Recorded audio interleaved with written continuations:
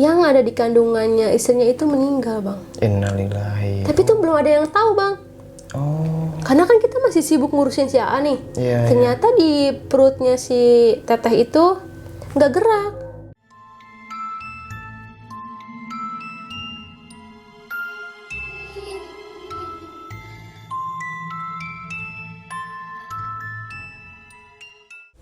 Pas AA itu lagi, ya mungkin bisa dibilang sakaratul maut kali ya, Bang ya.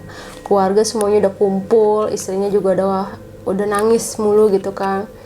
Tiba-tiba Om bilang sama gua, "Dek," katanya, "semalam Om dimimpiin." Iya. Mimpin apa gitu? Itu yang dari Jawa datang. Langsung dong gue mikir ke situ.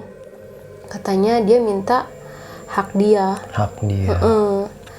Aduh, apaan ya gitu. Takutnya tuh si AA yang diambil. Kita mikirnya tuh. Iya. Si AA udah parah banget kan. Nah, nggak lama tuh dia besokannya malah membaik, Bang. Si AA ini. Dari malamnya itu dia udah lemes banget, udah nggak punya tenaga gitu. Pas besokannya dia malah mendingan, Bang. Oh. Mendingannya drastis atau perlahan? Perlahan. Perlahan. Dari dia nggak bisa duduk sendiri, tiba-tiba dia bisa duduk sendiri gitu. Nah, 3 hari kemudian tuh istrinya tuh bilang, katanya, "Dek, kok bayi di perut teteh kok nggak gerak ya?" Kata gitu. Dah, gue udah mulai curiga deh tuh. Curiga.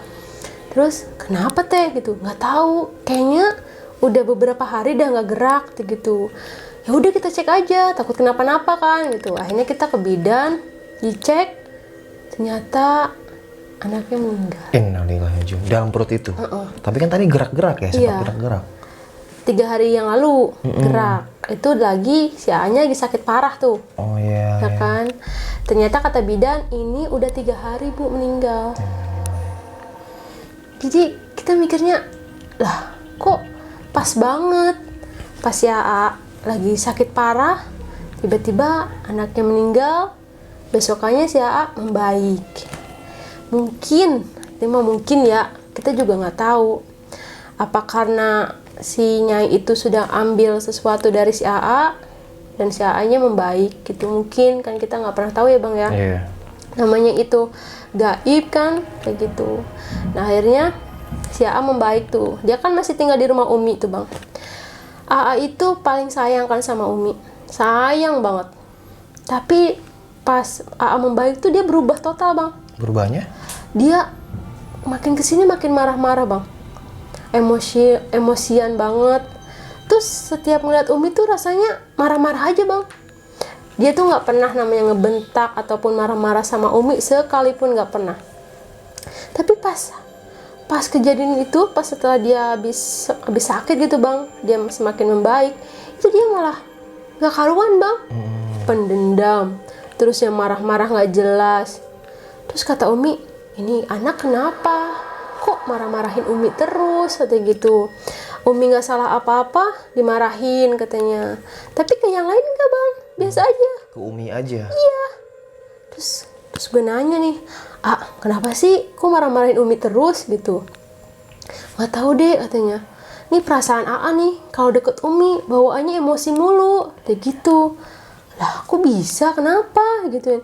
"Coba istighfar," katanya gitu. "Udah deh," katanya. "Ya udah, sholat," gituin kan ya. "Nggak mau," katanya. "Nggak mau sholat," gitu, Bang. Akhirnya dia mulai sakit lagi, Bang. Mulai sakit lagi tuh, badannya gatal-gatal lagi, Bang. Gatal-gatal lagi. Aduh, kenapa lagi nih ya, kata gitu. Akhirnya kita manggil Ustadz. Terus dilihat dah tuh sama Ustadz. Ustadznya sampai kaget, Bang. Kenapa tuh? Katanya, "Kalian habis ngelakuin apa?" Kata gitu. Padahal kita nggak cerita apa-apa, Bang. Ya kita juga takut ya. Maksudnya ini aib kita gitu, jangan sampai orang lain tahu gitu kan. Kata Ustadznya, "Udah jujur aja, kalian habis ngapain?" Kata gitu. Diceritain dah tuh, ada gua, Om sama si AA. Diceritain, "Ya Allah," katanya, "kalian tahu," katanya, "ini tuh berdampak buruk banget buat kalian," kata gitu. "Kalian itu masih dalam perjanjian." Jadi si Ustadz itu ngelihatnya kita masih terikat, Bang. Terikat sama perjanjian itu, kata gitu. Terus si ustadznya nggak mau ngelihat tubuh si AA. Si ustadznya itu? Kenapa? Dia kalau ngelihat AA tuh kayak berpaling gitu bang mukanya. Dia ngelihat apa? Badan si AA tuh belatung semua bang. Masya Allah. Jadi ustadz itu nanti belatung semua? Iya.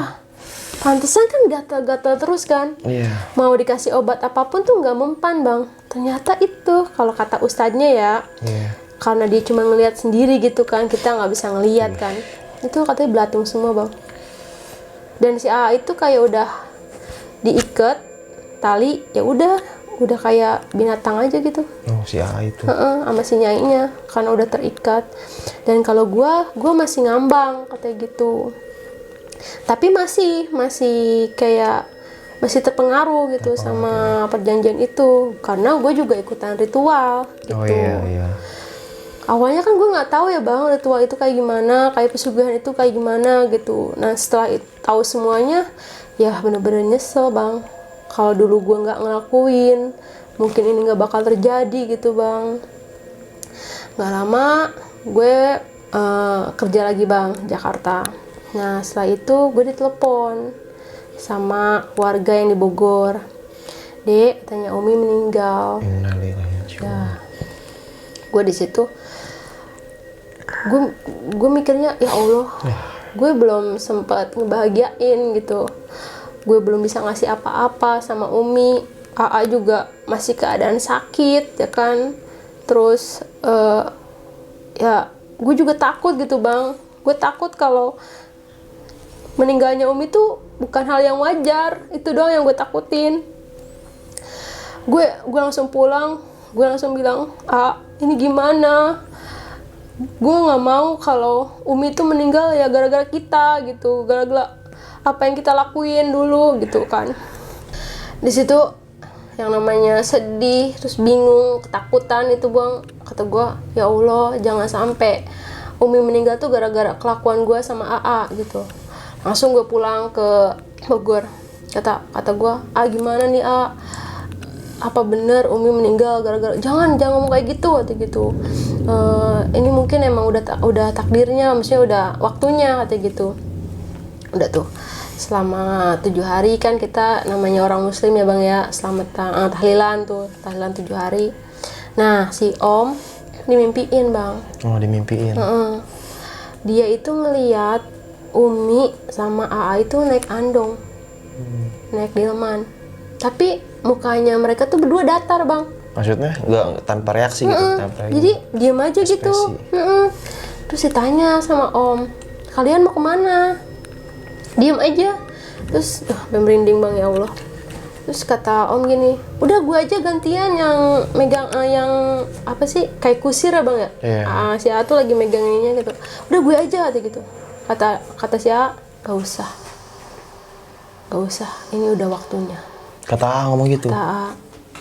Akhirnya itu andongnya itu bukannya jalan biasa, tapi dia terbang. Terbang, lama hilang dari situ. Begitu, AA di situ malah makin membaik bang.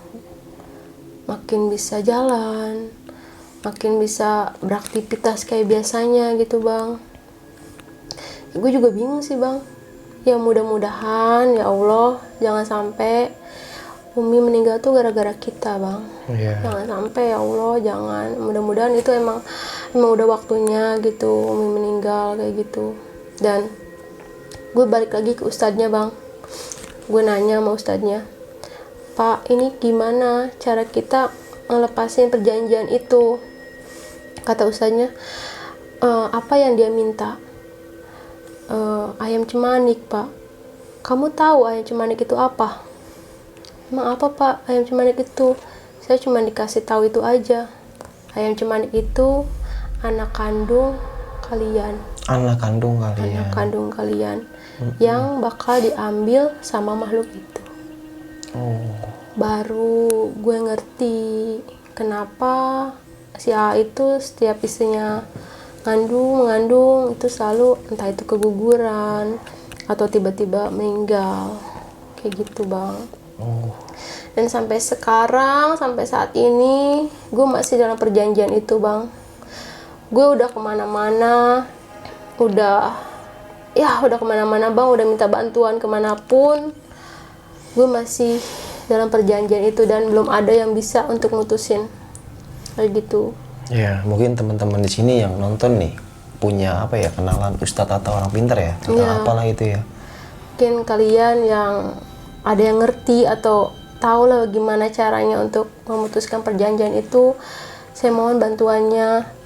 Kalau bisa ya komen di YouTube-nya Bang Badru. Iya, atau nanti ya Instagram lu gue taruh di deskripsi, boleh. Langsung chat Instagram ke lu gitu ya. Iya, dan sebenarnya ada kisah yang gue potong sih bang dari kisah ini.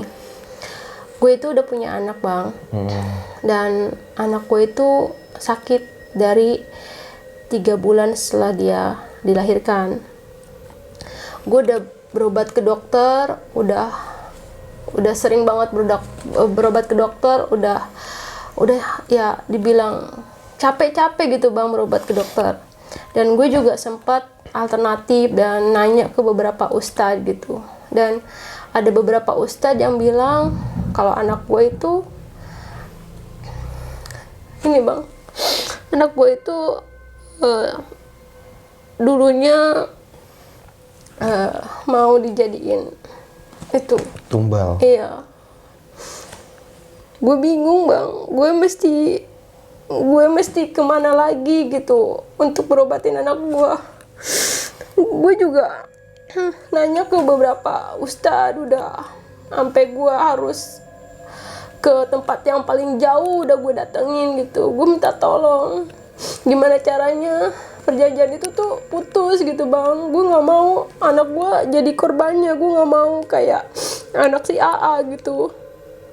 Makanya gue mohon gitu, kalau misal gue niat cerita kayak gini, gue cuma minta bantuan buat kalian yang bisa gitu untuk mutusin perjanjian ini. Gue juga nggak mau kalau nanti gue punya anak lagi, gue bakal kayak gitu lagi. Gue nggak mau. Gue cukup, ya maksudnya cukup gue aja yang ngerasain gitu bang, yang ngelakuin kesalahan yang fatal, yang bener-bener salah banget gitu.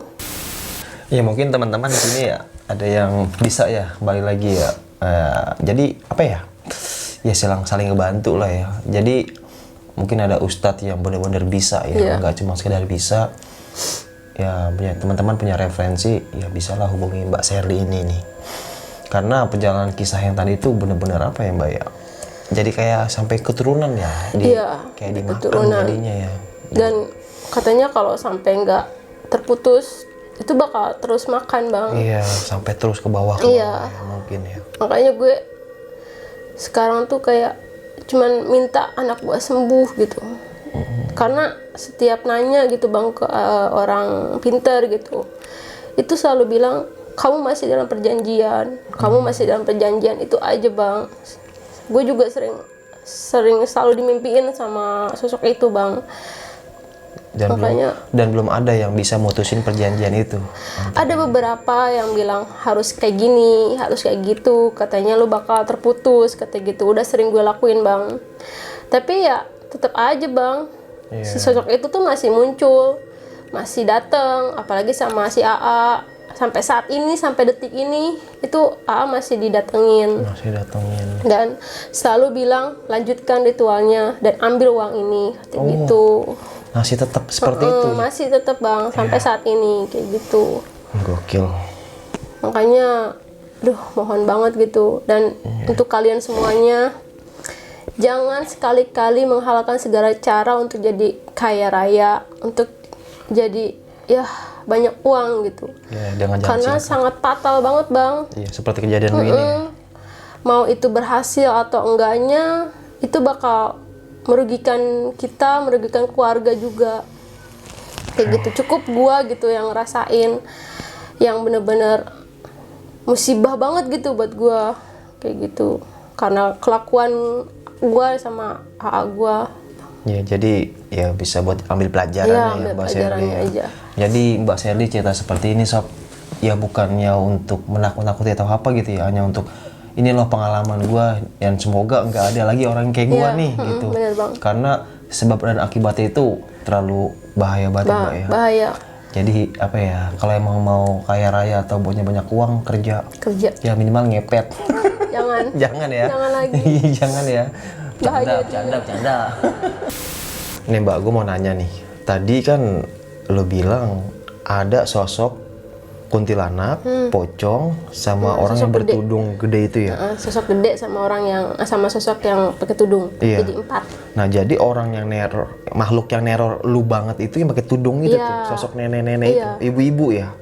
Nenek-nenek sih bang. Nenek-nenek ya? Kalau di mimpi yang pas gue pulang kerja itu sosoknya itu sekitaran umur 90-an bang. 90-an? Iya. Rambutnya itu putih, tapi disanggul berantakan gitu bang. Iya. Kayak gitu. Itu yang gue lihat. Dan setiap mimpi lu, setiap apapun itu yang orang di samping itu sosok itu. Mungkin dia ketua di antara makhluk-makhluk lain ya atau gimana tuh? Mungkin juga sih Yang bang. si bapak-bapak pesugihan itu. Kalau bapak-bapak yang mana bang? Pesugihan yang di sana tuh yang punya dukunnya lah. Kalau itu mungkin dia yang dukunnya kali ya bang ya. Tapi kalau sosok itu mungkin itu yang bikin orang-orang Kaya. mungkin ya kayak iya, gitu. iya. Karena yang ngasih uang ke si AA pun makhluk itu bang. Nenek-nenek itu. Nenek-nenek Kayak itu. gitu. Serem sih bang. Dan sekarang gini, AA lu masih dalam perjanjian ya berarti Masih. ya? Dan lu juga masih nih ya. Nah, kira-kira kemarin itu pas lu di sana ada gak sih perkataan ke orang dukunnya ini nih? Pak, saya mau selesai nih perjanjian ini. Kalau Udah ada omongan gitu belum? udah pernah. Jadi kita ngehubungin yang Pak Jono itu. Iya, Pak Jono itu. Kalau kata Pak Jono ini nggak bisa mbak. Karena Mbak itu sudah mengiyakan. Oh, Kalau udah mengiyakan, kalian sudah dalam perjanjian. Kalaupun putus itu putusnya itu pas kita sudah meninggal, oh, gitu katanya. Iya, Tapi untungnya mbaknya si AA-nya itu nggak ngambil uangnya, jadi masih bisa terputus. Tapi saya nggak bisa, katanya gitu. Kalau misalkan untuk memutuskan ya, katanya gitu, saya cuma nganter, katanya gitu. Tapi kalau untuk memutuskan saya nggak bisa, Pak Jono itu bilang kayak gitu. kayak gitu. Jadi Pak Jono cuman ya udahlah itu resiko kalian Iya. gitu ya. Mau gimana pun saya nggak ikut campur kalau masalah itu katanya. Yang jelas saya cuma nganter apa yang niatan dari kalian, kayak gitu. Nah itu yang tadi anaknya AA itu yang meninggal di kandungan itu tahun berapa tuh Mbak Sherly? Kalau itu kurang 4 tahunan yang lalu lah. 4 tahun yang lalu, berarti 2017-an lah ya? Iya, baru 17-an. Itu yang pertama. Yang pertama, oh ada lagi? Kan 2 kali, Oh Bang. 2 kali ya? Itu yang pertama kembar tuh. Oh iya yang kembar itu. Yang kedua kan yang kemarin tuh yang pas ya lagi sakit parah. Terus istrinya mengandung 8 bulan. Iya. Nah, itu meninggal. Meninggal Itu sampai. udah 8 bulan Bang padahal. Berarti udah 3 ya, 3 anak ya? 3 anak. 3 anak ya. Nah itu ayam cemani ternyata itu tumbalnya anak. Ayam cemanik itu kan ayam yang hitam semua itu ya Bang? Iya betul. Gue pikir ayam gitu. Iya, makanya ternyata kalau misalkan kita kan di situ dibilangnya itu ayam cemanik itu digorok sendiri sama gua Bang. Diambil darahnya. Iya. Ternyata nanti seandainya gua ritual yang kedua itu ketika gue gorok, gue tuh ngegorok anak gue sendiri Bang. Ya Allah. Gitu. Itu yang diceritain sama Ustadz. Iya iya. Kayak gitu. Untungnya itu ritual yang kedua itu nggak gue lakuin. Iya. Kayak gitu. Oh jadi ritual yang keduanya itu ya. Ketika lu potong ayam Iya. itu, ternyata itu anak lu sendiri Iya. yang lu gorok. Makanya itu bener-bener nyesel sih Bang. Kalau tahu dari awal gitu kayak gitu. Makanya jangan dah, jangan say no Jangan tuh. coba-coba ya Sob. Iya. Buat anak kok coba-coba. Udah, gue masih kebayang sih tadi tuh. Dan apalagi yang tadi Ustadz bilang, kakak lu itu semuanya belatung. Iya, Yang bikin dia gatel. Iya. Iya. Dan itu gatonya tuh kayak nggak bisa ditahan gitu Bang, Iya. sampai pada berdarah. Oh berdarah. Pada berdarah dan dia nggak ngerasa sakit Bang. Gue sampai ngeliat di badannya tuh, ini udah pada berdarah, nggak apa-apa, garuk aja garuk kayak gitu. Garuk aja. Itu sampai Itu efek dari apa itu? Makhluk itu atau kalau apa itu itu? kurang tahu Bang. Kurang tahu Karena ya. kalau yang dilihat pusat itu AA itu udah dikerembungin sama makhluk-makhluk Bang. Jadi istilahnya udah ya mungkin udah bakal jadi tumbalnya si Nyai Mereka itu. ya, Nyai itu ya. Dan gue kelupaan nih Bang, pas si AA itu masuk ke guha, dia juga ngelihat ada beberapa orang telanjang, tapi kayak pakai celana kolor doang, lagi pada begini bang. Itu diikat. Jadi kayak piaraan gitu bang. Si tinggi gedenya itu yang megangin. Iya. Kayak gitu, jadi diikat, tapi pada begini bang. Jadi kayak pada ketakutan gitu bang. Itu semuanya rata-rata cowok sih bang. Cowok. Itu siapa itu? Kurang tahu. Apa korban? Mungkin ya. Iya, misalnya. Soalnya kelihatan kayak nyesel bang. Kelihatan kayak orang-orang nyesel gitu. Tapi AA-nya malah nggak menghiraukan. Iya. Karena dia udah terfokus sama mikirnya gimana nih caranya biar gue cepet kaya, biar bisa ngebahagiain keluarga. Iya. Yang dulunya waktu masih ada almarhum Abah itu semuanya Baik-baik aja. baik-baik aja.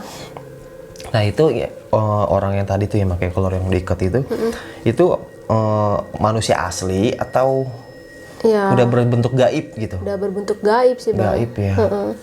Karena mukanya juga udah bukan kayak manusia gitu Bukan bang. manusia. Udah pada pucat kayak gitu dah. Iya, mungkin itu orang yang dulu pesugihan, Iya, terus mungkin. meninggal, mungkin khorinnya atau itu Iya, masih jadi dalam budak. perjanjian. Iya, Mungkin budaknya ya, si mungkin makhluk-makhluk itu sob. Gila sih, gokil ini mbak. parah. Dan lu sehat-sehat aja kan mbak? Alhamdulillah. Cuman Alhamdulillah ya. sekarang tuh lebih peka aja gitu bang. Dan kalau gue lagi ngerasa capek atau kesel, itu yang sinyal itu datang. Lagi ke lu. Iya. Iya. Kayak lebih emosional gue bang sekarang. Nah jadi jujur sob, gue ini nge-tag kayak gini, ngobrol di kamera sama Mbak Sally ini udah 2 kali nih. Jadi di hari pertama, di hari apa sih mbak kita nge-tag? 4 hari yang lalu ya? Iya. Nah itu gue pernah nge-tag nih ngobrol. Nah tiba-tiba kameranya ngeblur dan mikrofonnya itu rusak. Dan banyak gangguan di sini yang buat Mbak Sally itu, udahlah bang, jangan hari ini kita nge-tag. Iya. Akhirnya gue cancel dan udah gue nge-tagin videonya. Karena kita baru setengah cerita ya, Iya, dan Mbak Sally udah Udah nggak karuan. nggak karuan. Udah banyak yang datang juga bang. Ya itu. Udah ngerasanya udah nggak enak banget Dan badan. sampai rumah ada kelabang. Iya. Ya kelabang itu dan bentuknya sih nggak wajar ya. Dan itu gede banget kata Mbak Sally gitu. Dan itu bahaya juga. Dan akhirnya Mbak Sally mencoba memberanikan datang lagi ke sini dengan keyakinan dia mau berbagi cerita ke teman-teman semua yang agar ya pelajaran ini ya pengalaman bisa dapat pelajaran hikmahnya ya, mbak ya. Iya benar. Wah gokil sih mbak.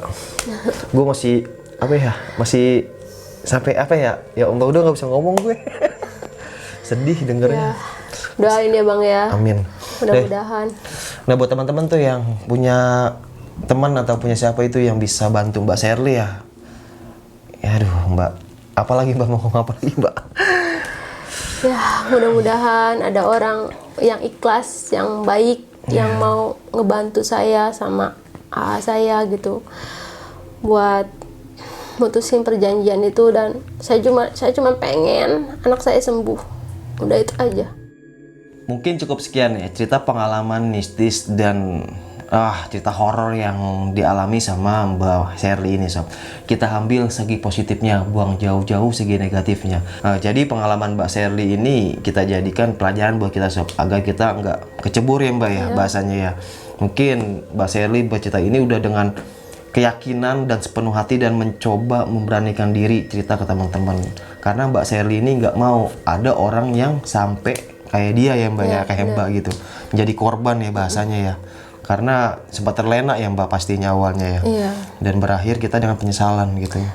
Penyesalan banget. Ya. Semoga semuanya baik-baik aja sob. Jadi buat teman-teman yang gue bilang tadi tuh yang punya kenalan orang pintar atau orang yang benar-benar bisa, ustadz atau siapapun itu ya yang bisa membantu dan menyembuhkan anaknya ini, langsung aja ya lu chat Instagramnya Mbak Sally, nanti linknya gue taruh di deskripsi. Tapi inget jangan dukun ya, ntar orang dukun hitam lagi ya kan. Wah ada nih bang dukun hitam, harus ke gua dulu ritual. Jangan kayak gitu. Jadi yang baik-baik aja lah, bisa dibilang mah yang putih-putih gitu. Kalau hitam itu nggak enak, pahit. Pahit. Oke, buat teman-teman yang udah subscribe, kita baik-baik terima kasih nih sob. Yang belum subscribe, yuk subscribe dulu yuk. Sampai jumpa di cerita selanjutnya. Assalamualaikum warahmatullahi wabarakatuh. Waalaikumsalam. Thank you ya mbak ya. Sampai jumpa di next cerita ya mbak. Oke.